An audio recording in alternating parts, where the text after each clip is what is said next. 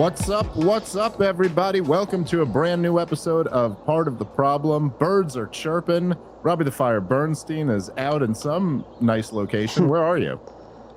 This is a beautiful Sandpoint, Idaho. We just wrapped up a great evening of porches, and now I'm on to Reno, Salt Lake City with you, and Wise Guys, Las Vegas. So come out, make me look good to the club. That's right. Come on out and see a great comedy show while you're at it. And of course, that's right. Me and Rob this Friday and Saturday will be out in Salt Lake City. I'm looking forward to that. ComicDaveSmith.com for those ticket links and our tour for the rest of the year. And then the Porch Tour for theporchtour.com for the rest of Rob's solo run. All right. So the big story what's going on since last we've spoke, Rob, is there was the Elon Musk fallout of the Elon Musk Donald Trump fallout, and then as some have speculated might be related, although I'm not sure it is, but the LA riots, which is, what can you say, this is what LA does, have really taken over the last couple of days. There's a lot to this, the like dynamics that are going on here, but just at the start of it should say it is I was just reading this earlier today, it is the first time that the National Guard has been deployed to break up riots since the LA riots of the 90s. And this was pretty crazy to me, Rob. It is the first time that the National Guard has been deployed against the wishes of the state government. So like where it was opposed by the governor and the National Guard was forced on the state government since Selma in the civil rights movement. So there is something historic about this. And so I guess maybe that's just the first place to start. I've got a bunch of thoughts on this. They are not exactly linear. So I want to give you a chance to kind of give your take on this, but essentially there's a lot of different things that are going on here. One of the major things is that, as we've kind of covered this since Donald Trump's got back into power, that the immigration enforcement in terms of deportations, forget border security, which is kind of a separate issue. I mean, they're related, but it is a separate issue. Border security is easy, and it's popular, and you're not going to get much pushback from the voting base over that. People did not like Joe Biden's de facto open borders. They're quite pleased that the number of migrant crossings has gone way down. And there's broad support for border security. Deportations, while there has been broad support in abstract for deportations, me and you have been talking about for several months now that this is an issue where there's the real potential for Donald Trump to fall into something here. Like if they're done in too brutal of a way, they can really turn people off. Another dynamic kind of separate from that has been and this is really, I think, over the last year, one of the most interesting things in American politics is that the protests over Donald Trump have been essentially non-existent. It was shocking to me, but the protests throughout the campaign, Donald Trump was going and doing events in Manhattan, and there was almost no protests about it. This is just very different than 2016 or 2020. Now USA don't have the budget. Well, there's, we can get into a lot of that too. There was actually a piece in the New York Post this morning, I'm not sure if you saw it, about some of the groups that they've already linked to these protests. It turns out this is one of the things that a lot of Americans have woken up to over the last few years, is that mass protest movements seem to not be quite as organic as the way we like to think of them when we tell ourselves stories. I'm not sure exactly to what extent that's true in the past, but it's certainly very true in the recent past. Now you have a situation where, for the first time since Donald Trump's been president in his second term, you're seeing protests on the streets. And what that ends up doing is it kind of like it conjures up this not so distant memory of the crazy riots that we saw during 2020, which were the longest sustained riots since the LA riots. And I did quite a bit more property damage than the original LA riots in the 90s.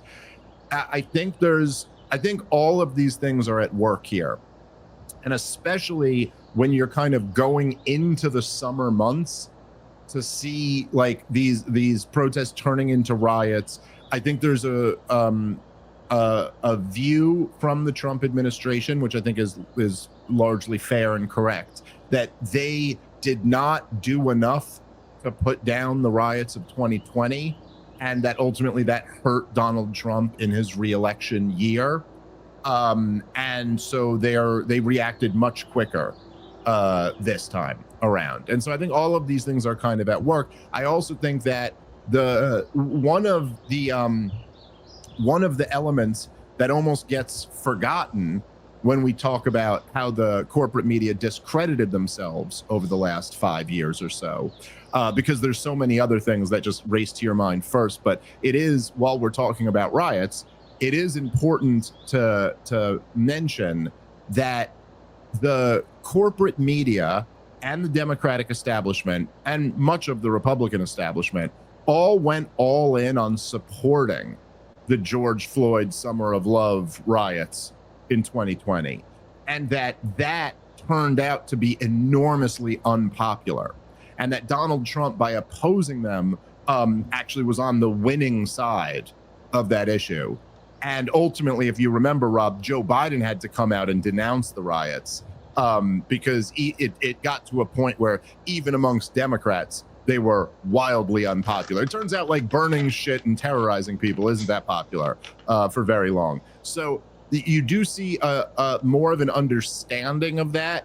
The riots also became a thing that became fodder to mock the corporate media, with their fiery but mostly peaceful, and images of reporters standing in front of a car that's on fire talking about how peaceful everybody is. They're not quite doing that, or they're not laying it on as thick this time. So yeah, go ahead. There was also the COVID element, from what I remember, of that no one was allowed out of their house, no one was allowed to congregate, but somehow rioting in the name of racism protected you from COVID, which also just amplified the cartoonish behavior of the press, as they both described the protests as being relatively peaceful, while damage was being done to minority businesses. That was absurd. And then also the fact that after years of lockdowns and COVID, people were being encouraged to now congregate outdoors for this one specific activity that I guess, like sitting down in a restaurant, then you're suddenly protected from COVID.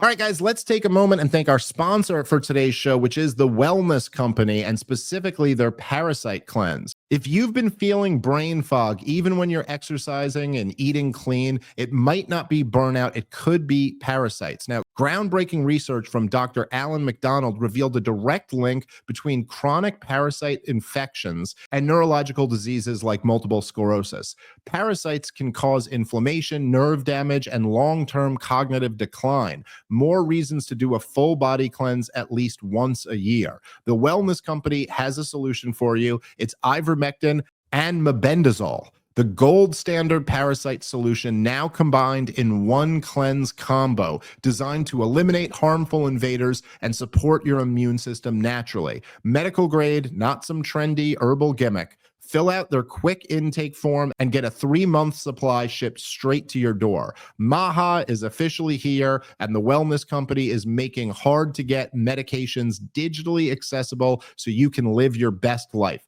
Head over to twc.health/problem and use the promo code PROBLEM to save $60 off plus free shipping on all orders. Once again, that's twc.health/problem and use the promo code PROBLEM for $60 off plus free shipping. Cleanse your body today. All right, let's get back into the show.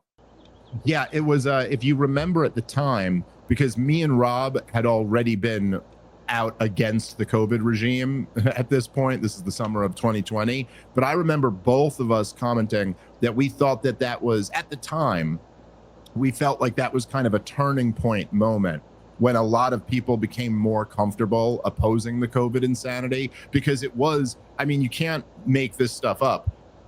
It was coming off 3 months of lockdowns, and like 2 days before the riots broke out, or they start, you know, the protests that very quickly turned to riots.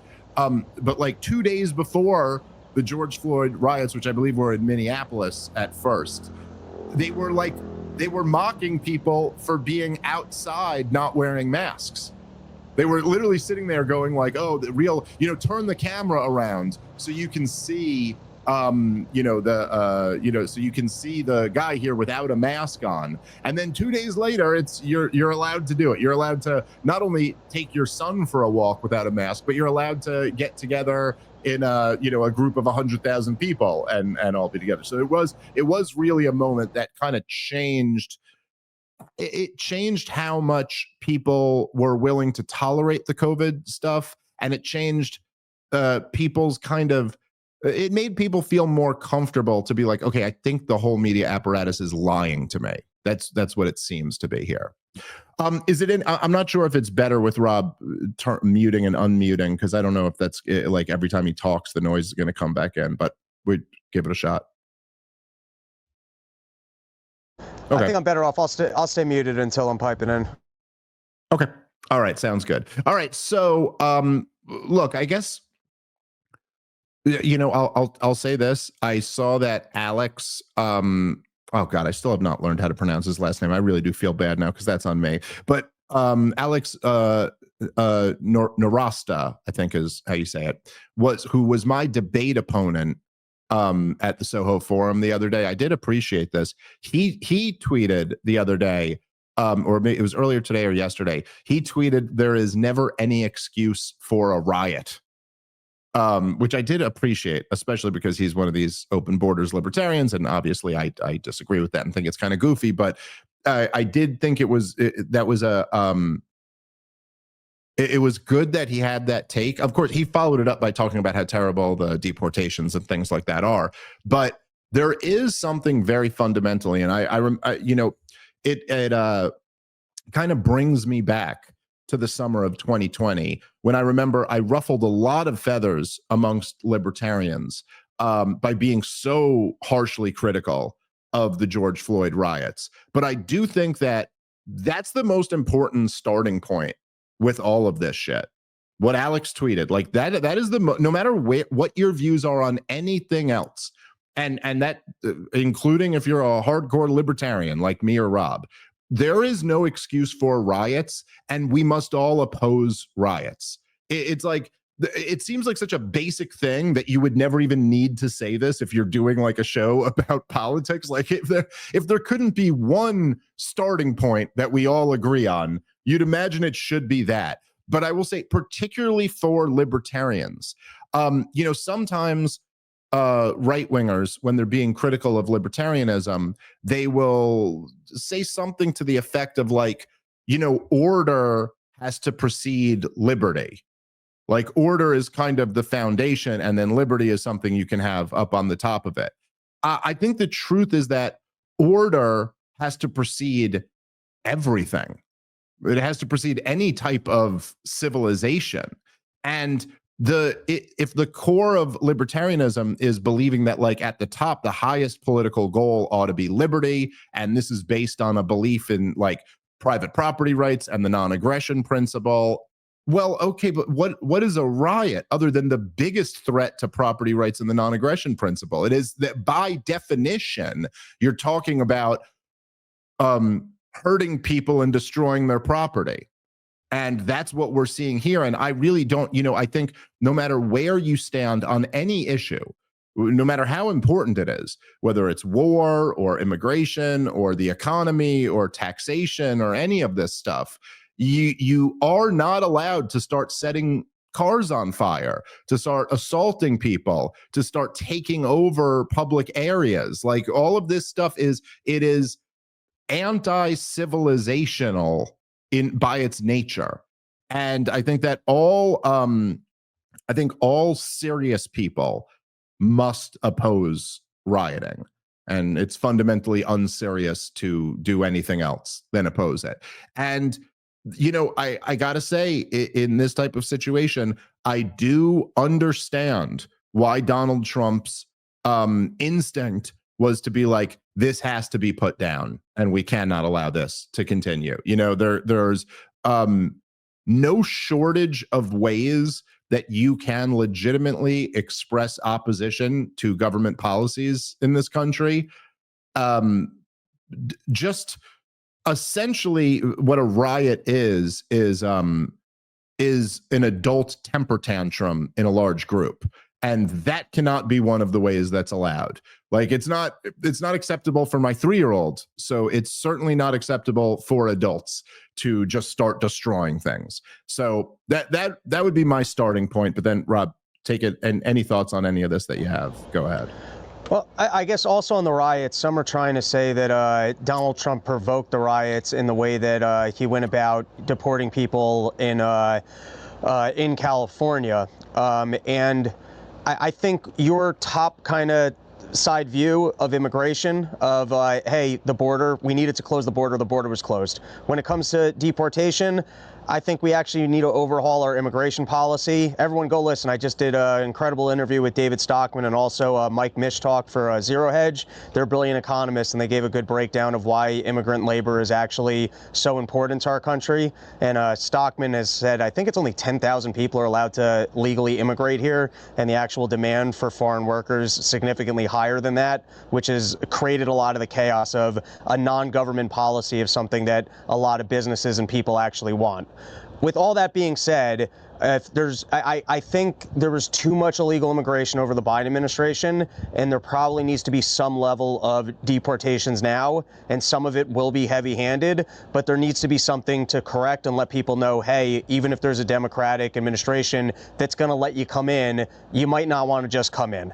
And you're not going to get a perfect enforcement of this policy. I don't know exactly who you deport, what's the nice way of deporting them, but there's some level of people that I do think it's reasonable for Donald Trump to be deporting. To have an agenda where you're claiming you're going after the criminals first, I think that's probably the best way to sell it and the best approach. But some people are going to get deported. So the idea that if you're going to go ahead and deport them, people are going to riot, and now you can't enact your government policy that you actually have a mandate to do, I don't think it's fair to say, well, the natural cause of enforcing this policy is going to be riots, so don't enforce the policy.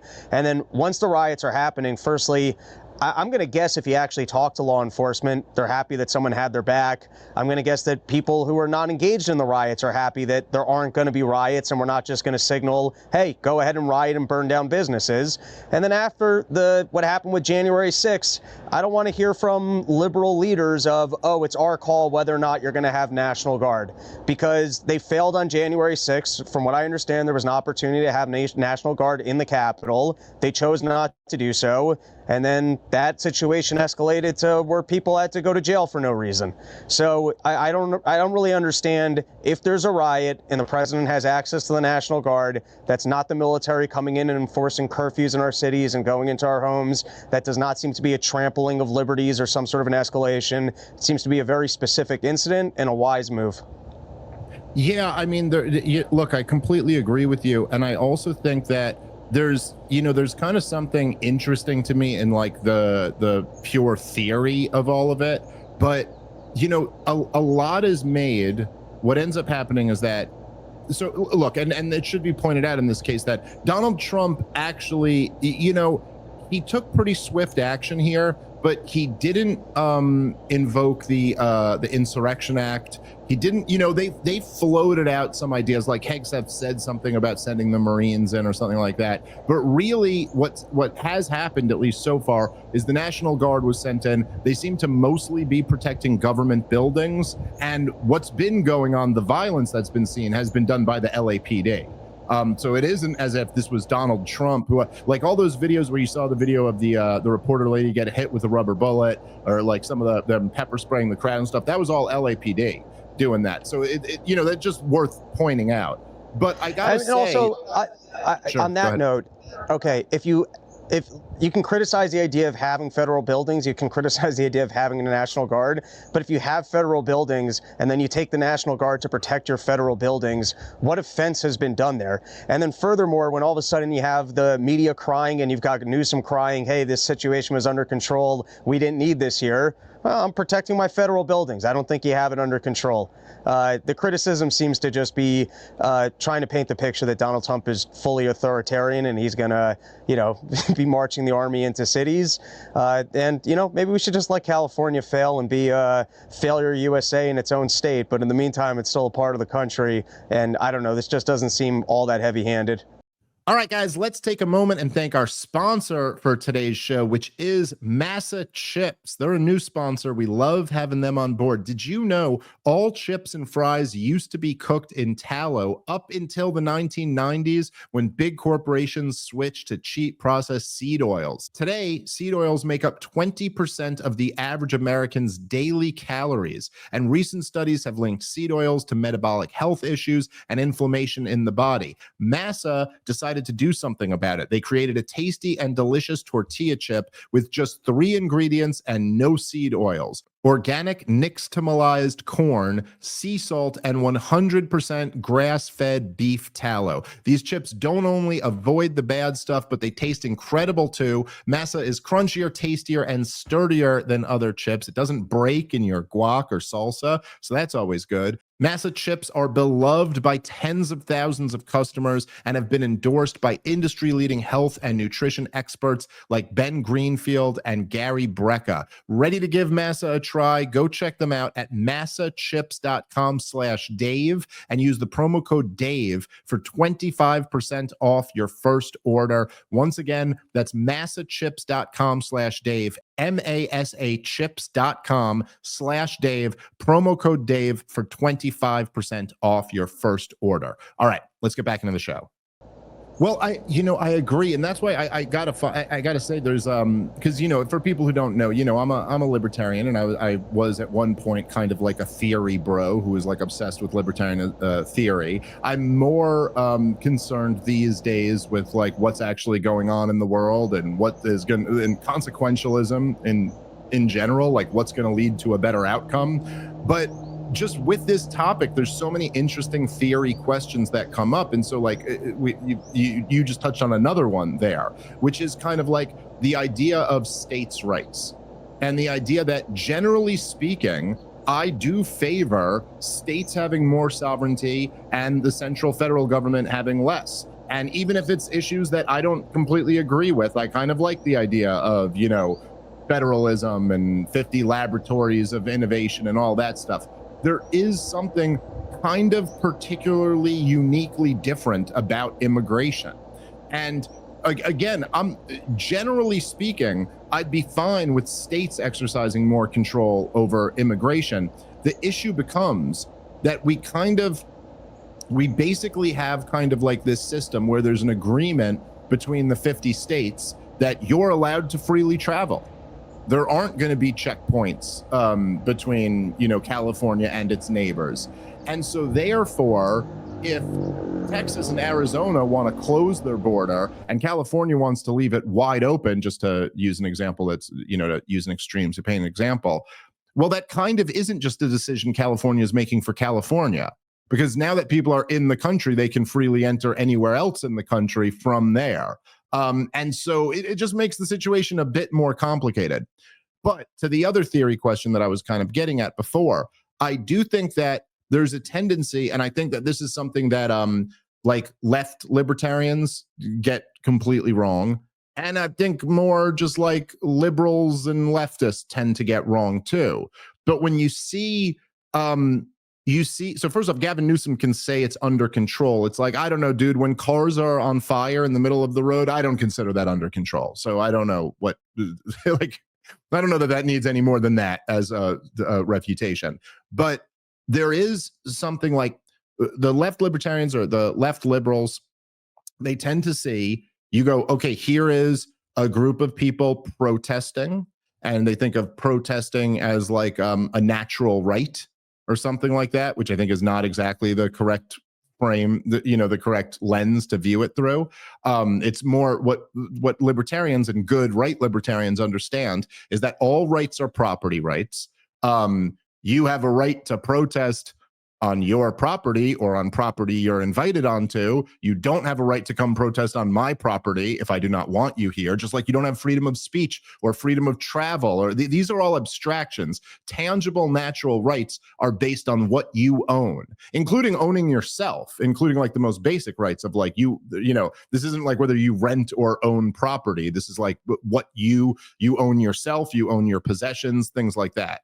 And so when the left liberals will see a group of people protesting, they tend to go, well, that's their right. These are the voices of the unheard, or whatever it is they tell themselves. And then when you see police like shooting rubber bullets into a crowd, you go, well, that's authoritarianism. I mean, here you have a group of people protesting and they're being met with like the heavy hand of the law. Shouldn't we oppose that? We believe in liberty. We don't believe in this kind of authoritarianism. But there's, much like with the immigration question itself, there's kind of some more fundamental questions to be asked here. And one of them might be like, well, what exactly do you, like, what is this right to protest? And what exactly do you have a right to do? Like, do I have a right to go onto the highway and for us to all link arms and just stop traffic? Do I have a right to do that because I don't like some government policy? Do I have a right to say we are going to now quasi-kidnap these people who are on the middle of the highway and stop them in their tracks and majorly inconvenience, hundreds of thousands of people, perhaps do enormous damage to the economy? Is that correct? Now, sir, I would argue, no, you do not. You do not have that right. This is a public highway. And in this case in LA, it was in public streets. I don't think you have a right to just take that over for the cause that you believe in. Like, I don't think that's correct. And this is not like, it's much different. It's almost as if people will treat it like if the cops like shoot rubber bullets into a crowd of people, that if it hits some person, that person there was just like an innocent bystander who happened to get hit. But this is not the same as like dropping a bomb on a city where the property rights are kind of very clear. Like that was that person's home. And even like, say, like in the case of like Israel, Gaza, they'll say, oh, we told them to flee. But even in half those times, you're like, yeah, but they're trapped in like a tiny little strip of land that's very densely populated. And, like there's the area that you say is safe, they get shot up when they go there and they don't have the resources to move around. It's very different to tell people they have to flee their own homes than to tell someone, you got to leave the middle of the highway. You don't have a right to be here right now. And to me, as flawed as it is, as flawed as anything that the government ever does is, which includes all of it, it's like, this is the problem of government in general. But if the cops are coming and saying, okay, there's a group that's become violent, they are assaulting people, they are terrorizing people, they're lighting cars on fire, they're looting, they're doing like all this violent shit, and they're in the middle of public property. And the cops come to him and say, you have to leave and you stay there. It seems to me like you're not some innocent bystander anymore. You are choosing to participate in a riot. And you may not even be like, you may not be actively rioting yourself. But I don't know, it seems pretty reasonable to me that if the whole thing has devolved into a riot and you're told that you have to leave and you refuse to, you've basically at this point now it kind of accepted a duel from my perspective. I don't know. I'm just saying, like, what is it that is supposed to be done in that situation? Is the correct answer that the police and the National Guard and the state government and the federal government are just, well, they're outside, and so they have a right to destroy anything they want to? That doesn't seem to me to be a reasonable conclusion. And it doesn't seem to me to be too unreasonable that, like, you're told you have to leave, you don't have a right to be doing this right now, and ultimately, we're going to enforce that. I just don't really have a problem with that. And I think the left liberals and left libertarians, I think they get this issue all wrong. It's not the case that you just have a right to go take over public property and do whatever you want to do there. I don't know. Any thoughts on any of that, Rob?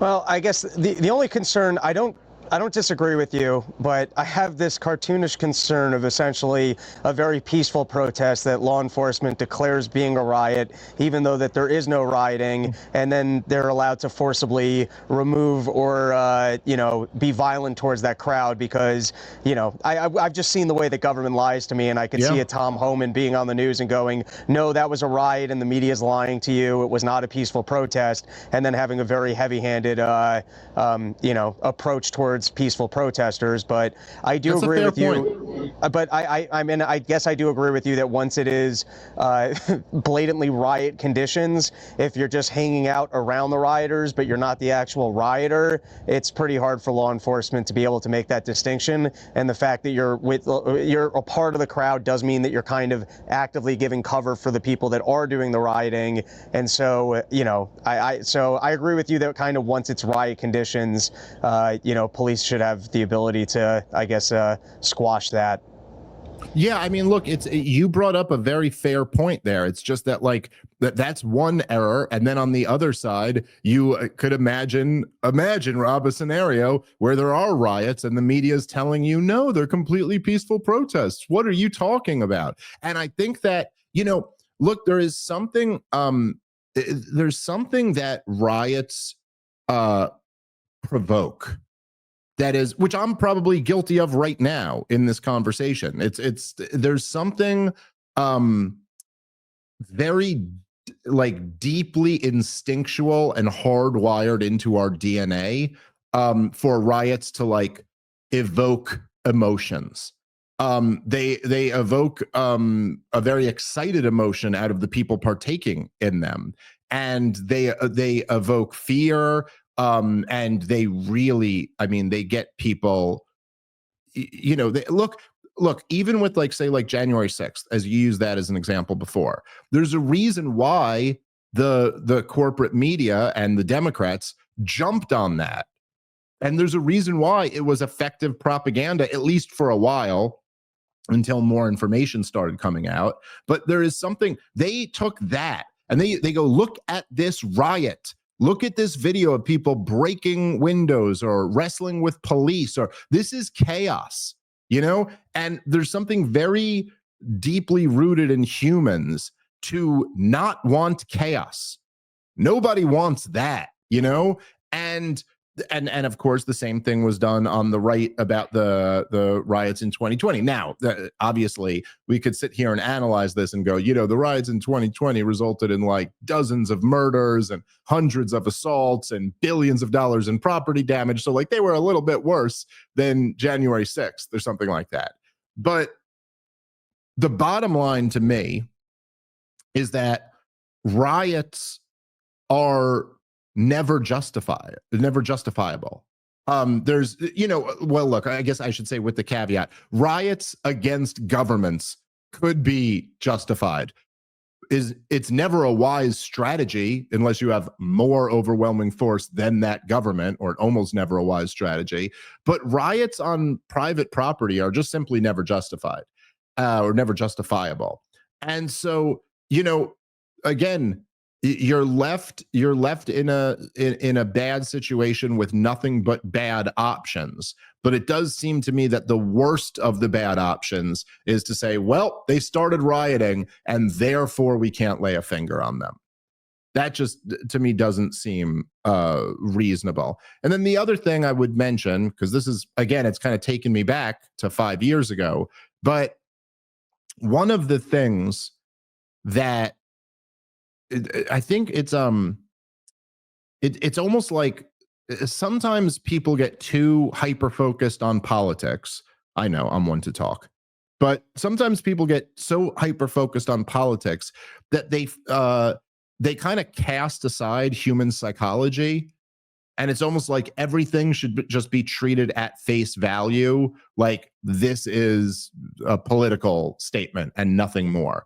And I remember I was listening to to Cornel West, who, I'm sure I would disagree with Cornel West on quite a number of topics, but he's like amongst lefties, he's kind of one of the lefties that I like a bit. He's kind of good on the stuff you expect a lefty to be good on, and he's not a coward, and I appreciate that. Anyway, I'd probably very largely agree with Cornel West about Israel's destruction of Gaza, for example. We'd probably really agree about the Iraq war, and there'd be issues that we would agree on. But I remember seeing an interview with him after you remember when the guy lit himself on fire to stand up for the Palestinians or something like that. And he gave this whole interview afterward, and he was talking about how the guy was a hero and that he just believed in the cause of the Palestinians so much, and that he saw all this human suffering, and so he had to make a statement or something.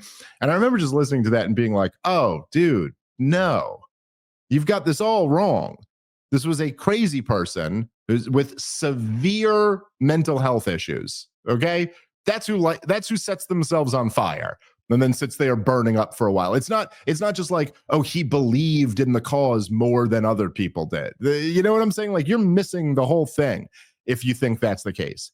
And likewise, I think it has often been treated as a given that when people are rioting, they are rioting over the stated political grievance that this maybe a protest started as.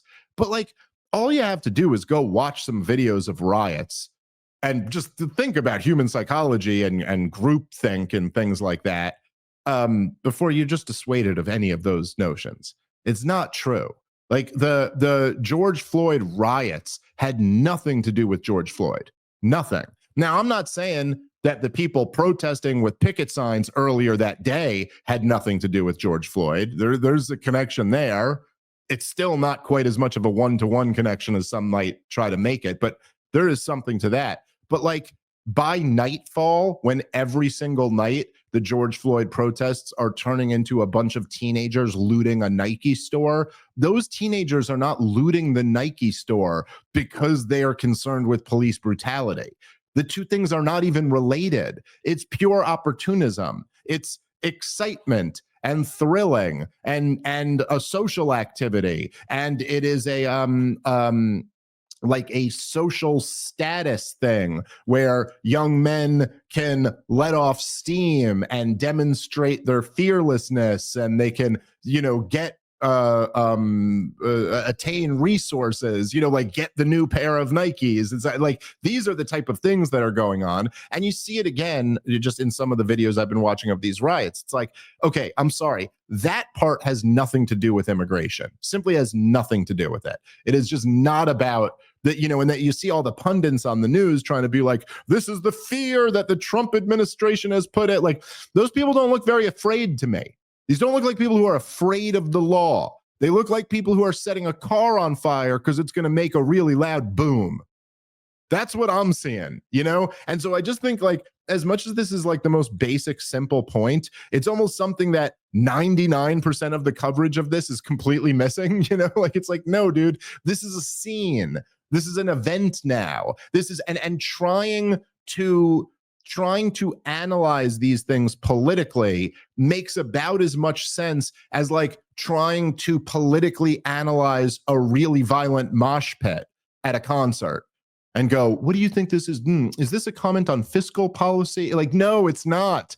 This is a comment on young people wanting to go wild. It's like a thing to do, a place to hang where there's a little bit of danger and a rush, and, you're going to break some stuff and maybe leave with a new pair of Nikes. Like, that's what we're witnessing, not political. It's human on a different level. All right, guys, let's take a moment and thank our sponsor for today's show, which is Cornbread's Hemp CBD Gummies, the best hemp CBD gummies out there. Cornbread's Hemp CBD Gummies are made to help you feel better, whether it's stress, discomfort, or just needing a little relaxation. They only use the best part of the hemp plant, the flower, for the purest and most potent CBD, formulated to help relieve discomfort, stress, and sleepiness. All products are third-party lab tested tested and USDA organic to ensure safety and purity. I got to tell you, I love these. I've used them for sleep, and they are wonderful. So definitely go check them out. Right now, Part of the Problem listeners can get 30% off their first order. Just head to cornbreadhemp.com/POTP and use the promo code POTP at checkout. That's cornbreadhemp.com/POTP,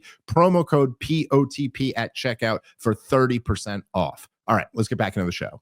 So I just wanted to say that. Any thoughts, Rob? On that note, there's this great book. I recommend it to everyone. It's a real thin pamphlet. It's called Crowd.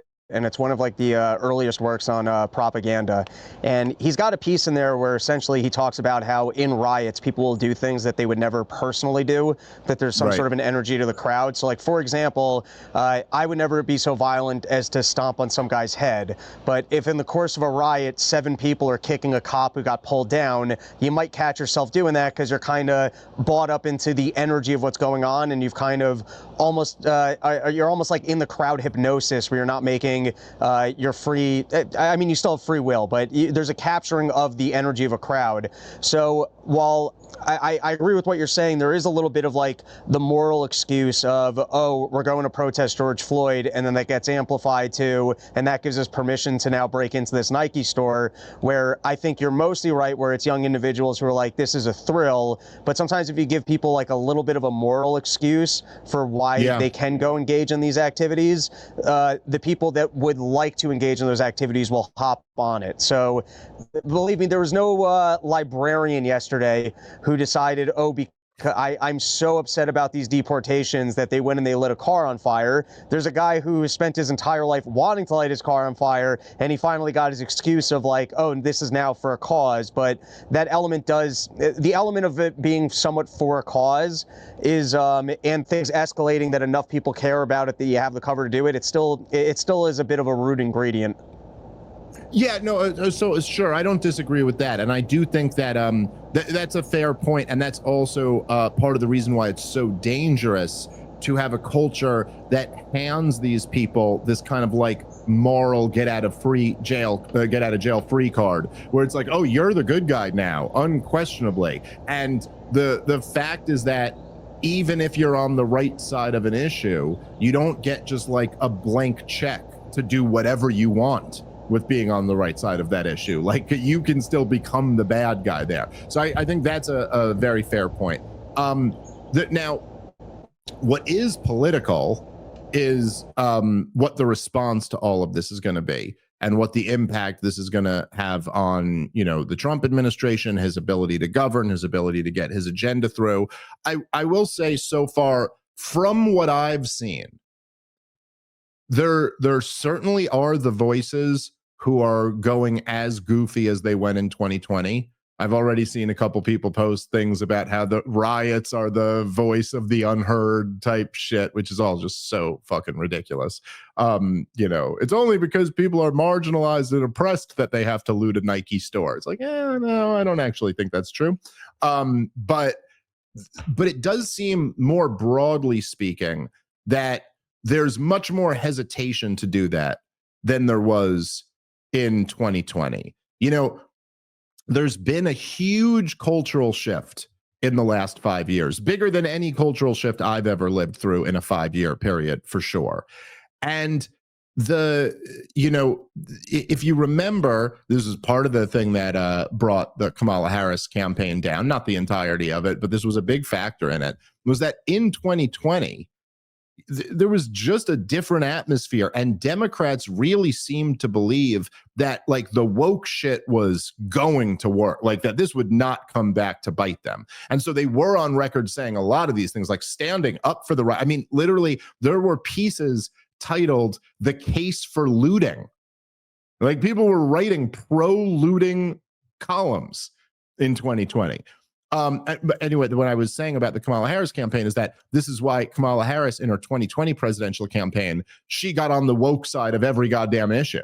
And this came back to bite her in 2024. But she was, illegals should get health care.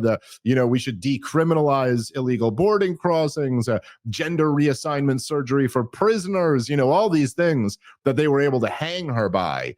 that she was on board, because at the time it seemed like, oh, this is where we're going. We're going all in on woke. It seems to me like there is a hesitation from the establishment to kind of go that hard in on this. But I do think that the temptation is still there, and this is probably part of the reason why Donald Trump took the action that he took. I think that this is my guess. Again, I'm guessing to some degree here, but I do think that one of the things that held a lot of people back from supporting Donald Trump in 2020, and to a lesser extent, but still a very real one in 2024, was that people went, look, when that guy's in there, the left loses their fucking minds. And we don't really want to live in a country where half of it loses their minds. Like, that's not good for anybody. But now that Trump is back in, that might have been a good enough reason to not support Donald Trump, even though you recognize it's not entirely his fault. But still, you didn't want to support. But now that he's back in there, I do think you're going to see this type of chaos is incredibly unpopular. And I think that the people who are being seen as siding with that or justifying that are going to lose the political argument ultimately. And I think this is actually very good for the Trump administration politically, because they are on the side of, it almost, in a way, it gives them a cop-out. Like, it lets them get out of actually defending their immigration policies, and instead they can just go, you can't take over city blocks and burn cars. We can't allow you to do that. And that, to me, is a very winning political argument. It's a winning human argument. Who disagrees with that? It's always like, okay, yeah, I understand you disagree with that when you're 19 and you don't own anything. Like, okay. But what adult actually is like okay with just burn it all down? It's always unbelievable when you see someone in a suit and tie on TV supporting burn it all down. Like, you're like, shut up. You wear a suit. You don't mean this. Nobody, even those people, they'll only support it when they think it's a comfortable distance away from them. All right, guys, let's take a moment and thank our sponsor for today's show, which is Moinkbox, longtime sponsor. I absolutely love this company. If you're anything like me, you are a little bit wigged out by the meat at your supermarket. Even when it says organic or grass-fed, you never really know what you're getting. And the ones that don't say that, you're not getting good stuff. That's why I love Moinkbox. They go directly to small family farms. Their business model is simple. Moink meat comes from animals raised outdoors, where a pig is free to be a pig. Their farmers are given an honest day's pay for an honest day's work, and they deliver meat straight to your doorstep at prices you can actually afford. Born, raised, and harvested right here in the United States of America. So now you can support family farms, and you can get the most delicious meat you'll ever have by joining the Moink movement. Go to moinkbox.com/POTP right now to get free wings for life. They're the best wings you'll ever taste for free, but this offer is for a limited time only. So go check them out at moinkbox.com/POTP. That's moinkbox.com/POTP. All right, let's get back into the show. So anyway, I guess that I felt like that should be mentioned in there as well. I think that's a good point, because if you remember, the pitch of Biden was a return to normalcy. And I think that there is a silent majority that just likes normal and not having chaos in the streets. And I think it's a hard sell right now to go that Donald Trump is provoking this by, ICE raids on factories. It's not unheard of in this country. It might not have been something that was happening over the last even 8 years, but I remember there used to be, because it was on my radar, but like Roboshkins used to be this major kosher meat corporation. I remember they once got in trouble for having too many Mexican workers, and it was like a bit of a scandal at the time, and I think there was like a raid on their meat processing plants. But I remember hearing those stories. It wasn't unheard of that ICE agents would show up to places with too many illegal workers and that they would get in trouble. And right now, Donald Trump does have a mandate. Listen, I don't necessarily agree with the deportation policy, and I don't necessarily agree that there isn't room in this country for a lot more cheap migrant workers. I know that's not particularly popular, even with our audience that thinks that this our entire economy should be American jobs and more money in America and more made in America. But I think if you actually, I mean, I'd like to dig into this topic more. I'd like to learn more about how farms are operating and the need for the immigrant labor. I know it's certainly true. Every hotel I'm in, it doesn't seem like most of the cleaning staff is American workers. The restaurants I've worked in, it's typically not all American workers in the kitchen. So I don't know how many industries really need this and to what extent we just have a nonsense policy of pretending like we only need 10,000 new workers a year, even though we have an aging population. So, you know what I mean? There is like a backdrop here of a nonsense policy that probably doesn't make sense for the country. And there's probably more of a demand for actual immigration through legal channels. But with all that said, what Biden did, sneaking people, as many as he could over the border, was not good. It's not what the country wanted. We do need some level of deportations now to correct for that and to change the incentive structure of just sneaking in. And that comes with a better policy of who can come in here and maybe having more immigration, which I would be a fan of. But at the moment, the public wants deportations. We need deportations. You're going to have it. And ICE agents doing their job. I might not agree with every person they're deporting. People that have been working here for 10, 15 years that have family and taxes, yeah, make them the last to deport. Probably don't deport them at all. But at the end of the day, you're going to have some level of deportations. Donald Trump, it is legal for him to go ahead and deport these individuals.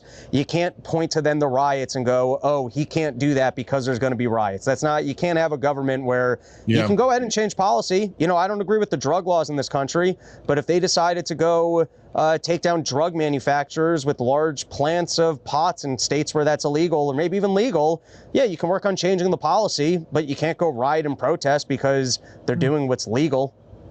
Yeah, well, it's right, exactly. And look, it's kind of the same, it's the same logic that gets you to like oppose like a horrible war or something like that. Like it's like, look, no matter how horrible a policy is, and take drugs as a good example. I mean, it's essentially institutionalized slavery. You're fucking enslaving people for the crime of possessing or distributing a plant.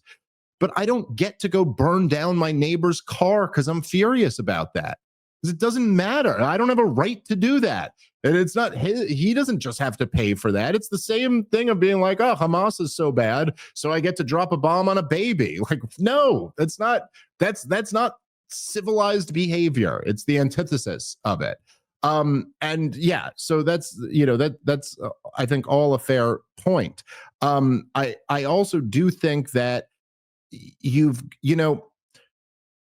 however, look, it's a real problem to have to deport a lot of illegal immigrants. There's no clean way to do it. As you mentioned earlier, it's also not clean to just say, oh, you all get to stay here, because that sends a message. That sends a message too, that it's like, oh, if you can get here, you get to stay. And that's gonna have problems attached to it too. There's negative externalities all around here with all of these different policies. And so, you know, there's no completely clean way to do any of this stuff. You know, it'll be interesting to see how this develops. I think also, you know, obviously if things get worse, that will change the political realities of this. If this is put away quietly and doesn't turn into a big deal, I think that helps Donald Trump very much, because it makes it look like he took swift and decisive action and this didn't escalate further. But already, obviously, the other dynamics involved in this too are that this is California. Gavin Newsom is the governor there. And so this is, for Donald Trump, I think in a lot of ways, as is the case with politics in general, this is, people like to choose the theaters in which they fight.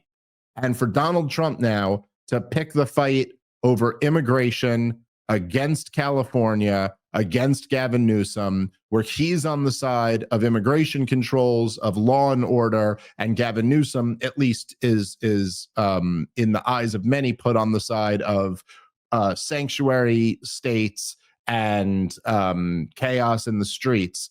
It seems to me like that's a real winning side for Donald Trump to be on. But it's early. I would argue that I would argue that Gavin Newsom's on the side of, hey, it's all fine. What are you talking about? There's no homeless problem. There's no energy problem. Yeah. There's no fire problem. There's no jobs problem. We do the best job in California. No one's ever been happier. So good luck with that sale, Gavin Newsom. Yeah. And, there was one other thing I wanted to mention earlier, but it was, I was kind of thinking about this, and I'd be curious to what David Stockman's feelings on this would be. But I do, we live in a statist world. It's interesting because the fight right now being between the US federal government and the state of California's government are, this is a fight between the biggest government that's ever existed and then the biggest state government in the United States of America. These are big governments that make way more decisions and are involved in way more things than they ought to be. But when you talk about kind of like this demand for labor, and typically speaking, what you are talking about is day laborers, factory positions, farming, agricultural work. Okay, so like you have immigration policy that is set by the government. It is not set by the market. Okay. Additionally to that, we have a lot of other policies that are set by the government. One of them is school and college. That is, okay, maybe not entirely set by the government, but largely set by the government. And I mean, even amongst even within homeschooling, in many states, it's regulated by the government. Not all of them. But certainly government, public schools are a huge force in schooling, and college is essentially a government program, including the private colleges. It's all backed up by government loans, and it's heavily regulated by the government. And then you have child labor laws, which are imposed by the government. And I will say, it's a somewhat controversial take, I suppose, but I do think that child labor gets a bad rap. I know that you can read about some example of a 12-year-old in a factory in 1890 or something like that. And oh my God, look how horrible it is that they were mistreated. I think that typically when people in the current day look back at that stuff, they look back at it completely stripped of any of the historical context. It's not, people think that child labor was a creation of the Industrial Revolution. You know what I mean? It's they built these factories and then all of a sudden these 12-year-olds had to work these jobs. What do you think the 12-year-olds were doing 100 years before the Industrial Revolution? What? Just laying on a lazy boy recliner or something like that? They were doing much more grueling, backbreaking agricultural work. The factory was actually a step up from where they had been from before the Industrial Revolution for all of human history, with almost no exceptions, perhaps like royalty or something like that. But the norm for humanity was as soon as you are able-bodied, you start working, because otherwise people starve. As soon as you hit puberty, you get married and start having babies. This is how human civilization worked. And so we kind of cherry pick the 12-year-old at a factory. And then it's a very statist myth. Because then you look back and you go, oh my God, look how bad things were until the government came in and wrote a law, when the reality of it is not that at all. The reality is no, look how bad all of life was until we produced our way out of that. Until we created enough wealth where it was oh, we don't need everybody to start working as soon as they're able-bodied. We don't need the 13-year-olds to get married and start having kids because, everyone's not dropping dead, oh, okay, you can wait a little bit. Anyway, I say all of this to just say that I think I was 12 when I got my first, maybe not official, but I think my first job was I lived in an apartment building, and the woman who owned it gave me $10 a month to take out all the trash.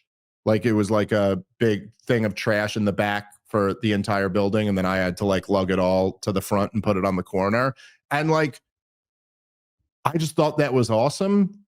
It was good for me. It was, anyway, I guess my question is just like, we have this whole society set up. This is not an organic function of the market at all. This is totally like top down imposed by the state, that kids are not supposed to work. They're supposed to just do school. They're supposed to just be a good little Prussian soldier from age 5 to age 21 or something like that. And that like and therefore, once you take that as a given, you're like, okay, well, we need this grueling work to be done. It can only be done by illegal immigrants.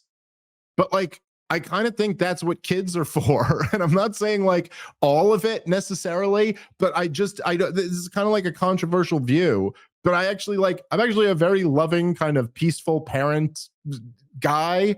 But I think that particularly for like teenage boys, it's not bad to have a job in manual labor. It's not bad to do some grunt work. You can get paid a very low wage because it's not really about the money. For me, when I was 12, getting $10 a month was huge. That was awesome.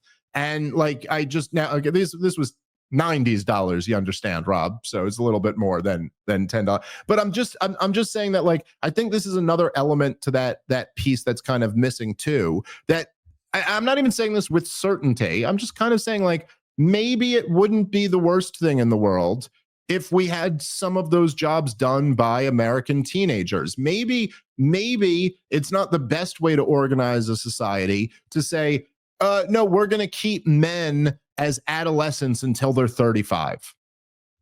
Like maybe it would actually be better to have 14 and 15-year-olds get their hands dirty, do a gritty manual labor job, and then by the time they're 21, they've got some life experience. They're a little bit more of an adult. Okay, yes, they haven't taken a course in feminist dance theory, but they have had like 7 years of on-job experience. Anyway, any thoughts on that, Rob? Yeah, cue the headline. Dave Smith wants to put the 6-year-olds to work.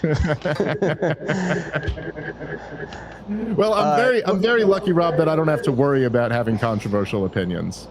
Yeah, well, I agree with you. I worked scattered manual labor jobs when I was in high school. I remember my roommate's senior year got like a job in a deli like over the weekends, and suddenly he just had some spending cash, and it was also maybe he was making $10 or $11 an hour. But I didn't do that, but I was also like, hey, that kind of rules. So I agree. I listen, I don't know about the I mean, maybe a 10-year-old sweeping up wherever. Like I certainly could have worked more in my youth, and the couple jobs that I had here or there on my summer vacations or moving jobs that people, I don't know, there's something nice as a young dude when you're working with your hands and actually working versus sitting in school. So yeah, I agree with you that there's probably more opportunities for that. Yeah, I'm not even arguing. I'm not even making an argument here. I'm just kind of like saying I think it's a question that's worth asking. Put the kids to work is what I'm trying to say here. All right, listen, that's going to be our show for today. Enjoy yourself out there, Robbie. I will meet you out in Salt Lake City on Friday. Hope to see some of you guys there. Really had a great time last time we were out there at the at this club. So looking forward to being back. Wise Guys, and Salt Lake City, Friday and Saturday. And where are your shows, Rob? Yeah, so Reno this Thursday, and then I'm with you Friday, Saturday, and then Sunday headlining Wise Guys Las Vegas, and then next weekend I've got a road trip, which is Rochester, New York, 2 gigs in Canada, 1 outside of Montreal, and 1 near Albany. And then lastly, busy guy, Run Your Mouth, still cooking, but I got a new podcast over at Zero Hedge. Not quite sure how often or regular that's going to be, but I did incredible interviews with both Mish Talk and with David Stockman, real deep economic stuff with guys that really know and understand it. So I think this audience would really appreciate those insights, and it's on the Zero Hedge channel. So go give that a follow, give it a nice like, and do the things.